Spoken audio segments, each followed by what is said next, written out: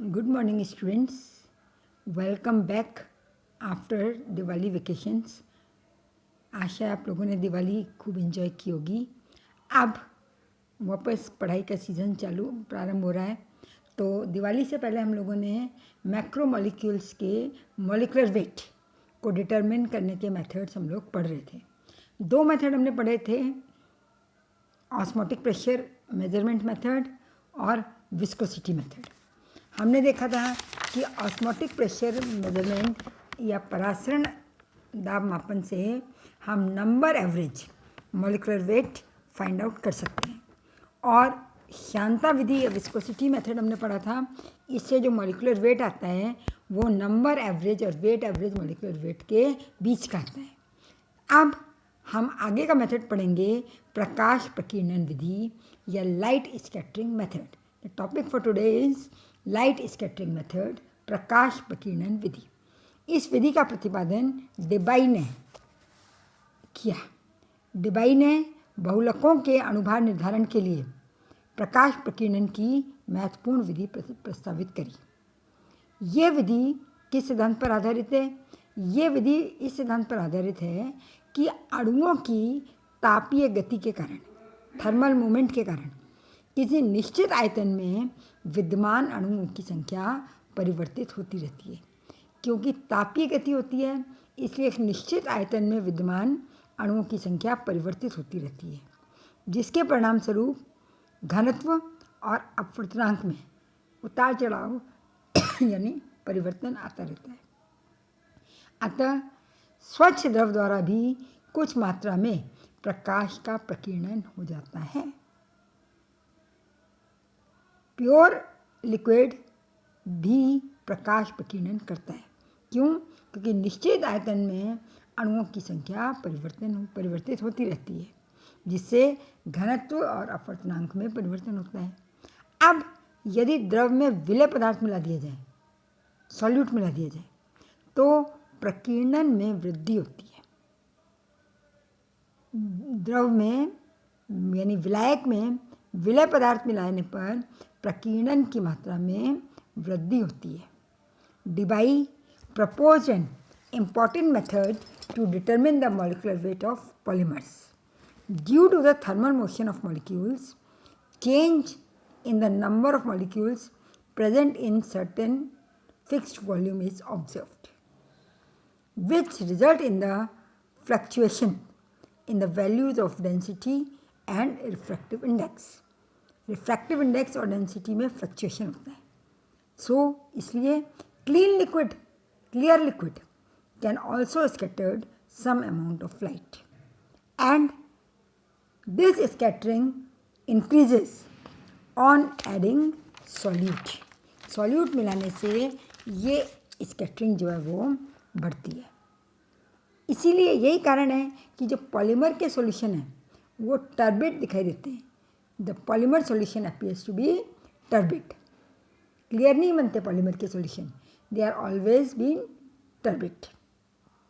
अब the fraction of the incident light scattered when passes through 1 centimeter length of any solution is called turbidity of the solution.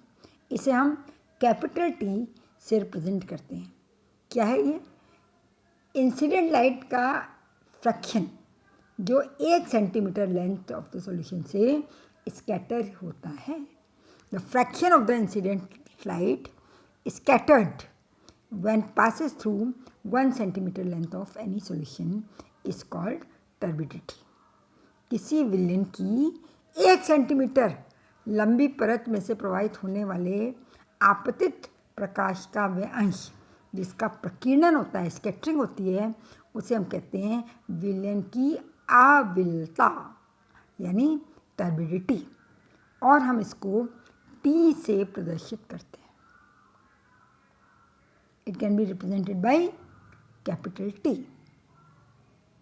आपने 1 centimetre solution में से light pass की, तो incident radiation का वो fraction जिसका scattering होता है, जिसका प्रकीर्णन होता है, उसे हम कहते हैं विलयन की अविलता या टर्बिडिटी। यानी अगर प्रकीर्णित अंश ज़्यादा होगा तो वो विलयन ज़्यादा टर्बिड होगा। If the scattered fraction is more, the solution will be more turbid। अब इसको हम एक इक्वेशन के रूप में रिप्रेजेंट करते हैं। I is equal to I0 e की पावर -TL। I0 क्या है? इंसिडेंट लाइट की intensity, intensity of incident light, आपतित प्रकाश की तीव्रता। I क्या है? I है L लंबाई के विलयन में से गुजरने के पश्चात पारगत प्रकाश की तीव्रता, मतलब intensity of transmitted light after passing L length of the solution. L solution की लेंथ और T टर्बिडिटी। T क्या है? टर्बिडिटी। अब यदि हमको I0 और I की वैल्यू मालूम हो, यानी हमें ये पता हो कि हमने किस इंटेंसिटी की लाइट को इंसिडेंट किया और ट्रांसमिशन के बाद जो लाइट है उसकी इंटेंसिटी क्या है, ये मेज़र कर लिया जाए, सॉल्यूशन की लेंथ पता हो, तो हम उस विलयन की टर्बिडिटी या अविलता ज्ञात कर सकते हैं। The turbidity of the solution can be calculated by knowing the value of I0, intensity of incident light, as well as I, intensity of transmitted light, after passing through solution of length L। अब यदि हमें turbidity पता है तो हम Debye समीकरण के अनुसार मॉलिक्यूलर वेट या अणुभार की गणना कर सकते हैं। कैसे? डिबाई ने एक समीकरण दिया HC/T when C tends towards 0 is equal to 1/m। Sorry, equation ए समीकरण। T क्या है? टर्बिडिटी। C है विलयन की सांद्रता, जिसमें ग्राम्स पर लीटर में, concentration of solution in grams पर लीटर। H जो है वो एक कांस्टेंट है, ज्ञात बहुलक और परिक्षेपण माध्यम के लिए स्थिरांक है। अगर पॉलीमर और मीडियम कांस्टेंट है तो H का मान जो है वो कांस्टेंट होगा। अब इसमें आपने देखा HCS कांस्टेंट है, C/T when C tends towards 0 is equal to 1/m। अब इसमें C tends towards 0 का मतलब है जब सांद्रण शून्य की ओर अग्रसर हो, सांद्रण शून्य की ओर अग्रसर हो, है ना, टेंड्स टूवर्ड्स 0। अब H कांस्टेंट अपने को निकालना है, तो H कांस्टेंट का मान होता है, की वैल्यू होती है 32 pi cube eta square upon dN/dC का whole square divided by 3n lambda 4। H is equal to 32 pi cube eta square upon d/dC का whole square, this is d eta upon 3n lambda 4। Eta है विलायक का अपवर्तनांक, refractive index of solvent. n है Avogadro number और d/dC है सांद्रता के साथ अपवर्तनांक में परिवर्तन, change in refractive index with concentration. Lambda आप जानते हैं प्रकाश तरंग की तरंग दैर्घ्य, वेवलेंथ, प्रकाश तरंग की तरंग दैर्घ्य।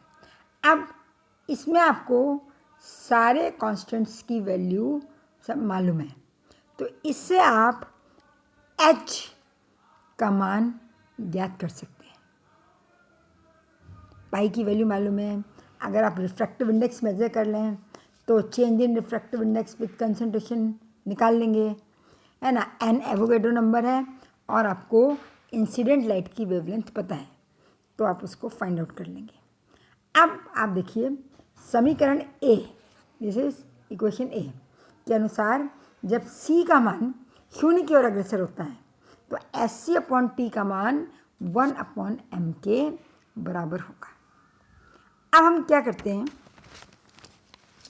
उचित विलायक में बहुलक के अलग अलग कंसंट्रेशन की अलग अलग सांद्रताओं के विलयन बनाते हैं और उनकी टर्बिडिटी ज्ञात की जाती है।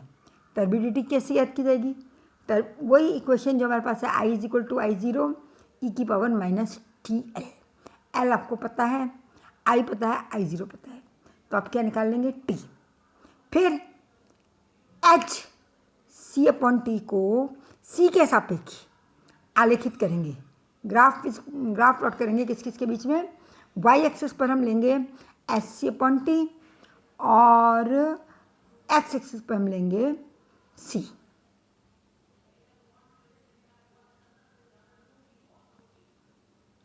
तो ये एक सरल रेखा है, ये देखिए ग्राफ प्लॉट किया गया। अब हम इसको 0 कंसंट्रेशन तक एक्स्ट्रापोलेट करेंगे, रेखा को, सरल रेखा को 0 सांद्रता तक बढ़ाकर अंतःखंड का मान प्राप्त कर लेंगे। और ये जो है equation number A, y is equal to mx plus सी सरल रेखा का समीकरण है। तो इसका जो अंतःखंड आएगा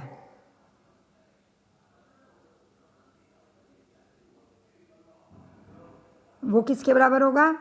वो 1 अपॉन एम के बराबर होगा। यानी m किसके बराबर होगा?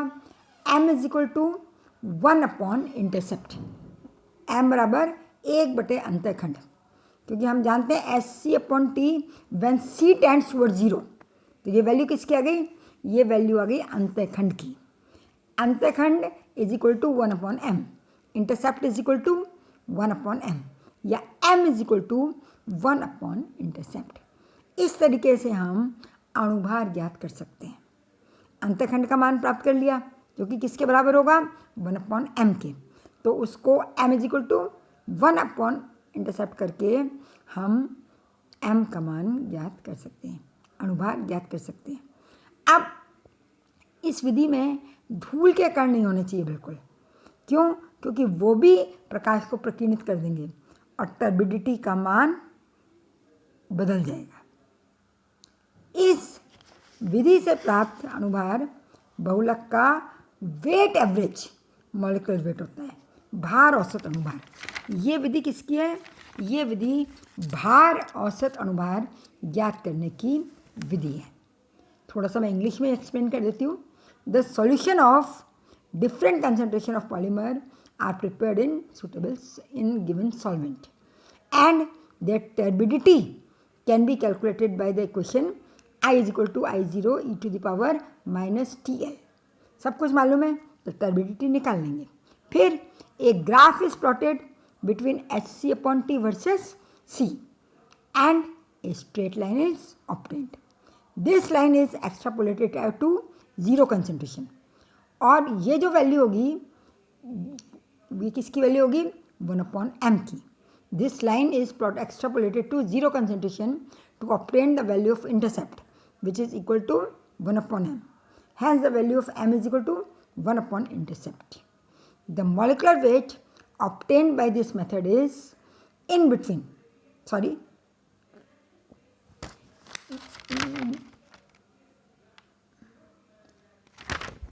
The molecular weight obtained by this method is weight average molecular weight. So, इस लाइन को आप करेक्ट कर लेना। It is not between mn and mw, it is simply the weight average molecular weight. So, इसको correct कर लीजिएगा। Hindi version में ठीक लिखा हुआ है कि इस विधि से प्राप्त अणुभार बहुलक का वेट एवरेज मॉलिक्यूलर वेट होता है। ठीक है ना, ये इन बिटवीन नहीं, इसमें केवल the molecular weight obtained by this method is simply weight average molecular weight. Please rectify this, है ना। तो इस तरीके से आज हमने आपको लाइट स्कैटरिंग मेथड से या प्रकाश प्रकीर्णन विधि से मॉलिक्यूलर वेट किस प्रकार से डिटरमिन किया जाता है वो हमने आपको बताया। तो नेक्स्ट मेथड हम अगले टर्न पे लेंगे। Thank you.